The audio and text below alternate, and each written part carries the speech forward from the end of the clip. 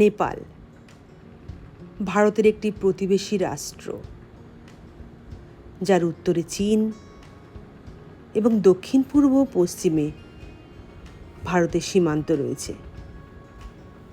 নেপাল এবং চীনের সীমান্ত জুড়ে যে অঞ্চল, সেখানে পৃথিবীর সর্বোচ্চ 10টি পর্বতের 8টি অবস্থিত।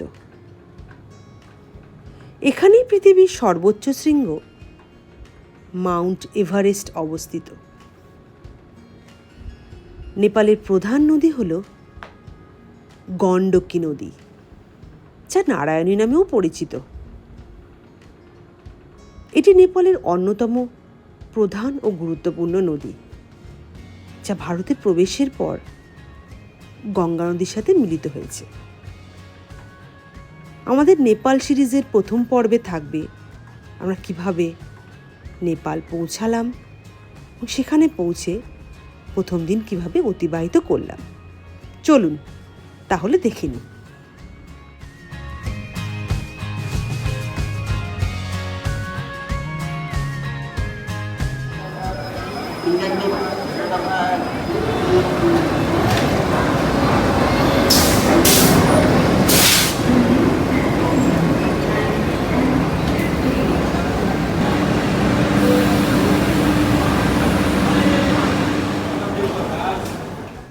নেপাল যাওয়ার জন্য আমরা মিথিলা এক্সপ্রেস করে রক্সল পৌঁছালাম।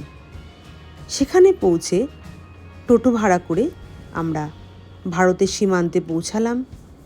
সেখান থেকে কিছু সিকিউরিটি চেকিং কমপ্লিট করে আমরা নেপাল প্রবেশ করলাম। এক্ষেত্রে বলে রাখি, টাঙা গাড়ি করলে আপনারা সরাসরি নেপাল সীমান্তে পৌঁছতে পারবেন, কিন্তু টোটো ভাড়া করলে আপনাদের ভারতের সীমান্ত অবধি যেতে হবে, সেখান থেকে হেঁটে নেপালের সীমান্তে প্রবেশ করতে হবে।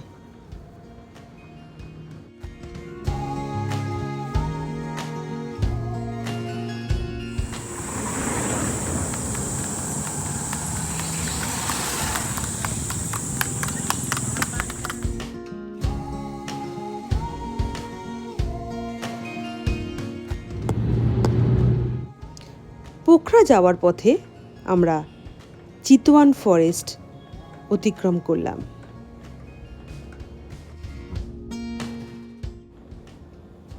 বেশ কিছুক্ষণ যাওয়ার পরে আমরা একটি হোটেলে পৌঁছলাম লাঞ্চ করতে।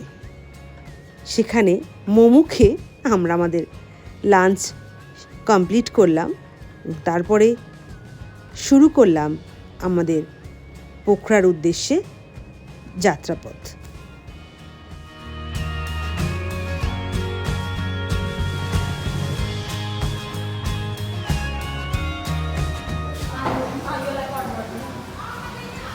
খুব ভালো খেতে।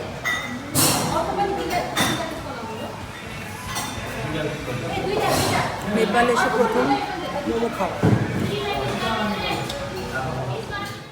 অবশেষে আমরা পৌঁছালাম পোখরা। পোখরায় আমাদের রাত্রিবাস হোটেল মাঝেরি রিসর্টে।